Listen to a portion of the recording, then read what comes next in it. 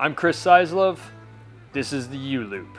So the ULoop, it comes in 1.25 or 1-inch widths for the Vickers 1 slings, the 1-inch slings, and everything else which is 1.25.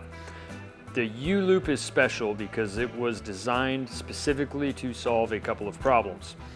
Number one is, going back into antiquity, most of the European offerings for weapon systems, predominantly H&K, a couple other ones, did spring snap hooks for sling attachments, and that was all cool except they're metal, which means they beat the crap out of the side of the gun, and then the gates on them will fail. And then finally, somewhere along the way, the technical data package changed, and a lot of the sling holes that came on newer generation guns were too big even for the sling snap hooks. So for all of those reasons, a couple of smart guys at Blue Forest Gear said there's probably a better way to do this, thus the ULoop. So I'll go over kind of the specifics here, and then we're going to talk about how to mount them and where to mount them and all the different applications you can use to mount these things too. So how the ULoop actually works, if you look at both of these, so it is a steel cable with a very thin nylon coating, and the nylon coating is there to reduce wear on a metal on metal part. If it gets wicked hot, depending on your application, that nylon may melt a little bit, but the steel cable is still underneath it. That ain't gonna melt, you're gonna be fine. To function these things, if you look at both of them, you notice that one side is completely captured, one side's only halfway captured. So that's gonna be the functioning side. So all I'm gonna do is put a little bit of pressure upwards on those swage balls. That's gonna give me enough clearance to pop this swage ball on the left out, pull it all the way through, and this is gonna be your running in through, a sling attachment point or a hole or whatever I can find on my gun to attach this thing to.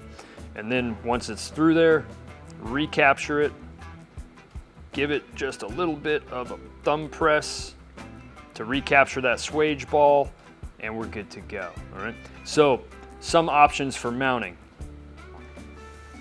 I'll go ahead and install this on a 1.25-inch sling, which is real simple. Back through the tri-glide. Boom. So this is a decent example of a rifle, modern rifle with M-LOK rail. For whatever reason, I don't want to use my push button sling mount I have here, or I don't have one at all, who knows, whatever. But see all these holes all over the rail? That's just all opportunity on where I want to mount this sling to. Because of the ULoop's ability to just find a spot that I think it's going to work for me, we'll just pick this guy right here. Goes through, a rabbit goes around the tree, back through the hole. Yep, everybody remember that? The swage ball goes in, and wham, now I have my ULoop attached to the front of the gun right here. So none of this is metal or aluminum. It's not gonna beat the crap out of the side of the gun. And also it's gonna get a little hot right up here at this point. No worries, the nylon may get degraded a little bit, but that steel cable is gonna be good to go. So very quick, very rapid. If you're thinking about just getting one sling and you have myriad of weapon systems, and I would highly recommend just getting ULoops for the front and rear, and you can just quickly and efficiently put them on pretty much all of your rifles. But this is a pretty good example of just running it on a modern AR pattern gun with a modern rail design, all right? If I want it back here, I can move it back here, no issue, all right? What else we got? Here's a typical European looking subgun with these little tiny sling holes through it, and the Vickers SMG sling comes with ULoops sewn in on both ends, and this is why. So mounting this to this little Scorpion, same deal, activate the gate, open up, find the sling mount, push it through there, back through the hole into the capture gate, and voila, we now have this sling attached here very efficiently and in a manner that's not going to beat up the side of the gun like a spring snap hook, right?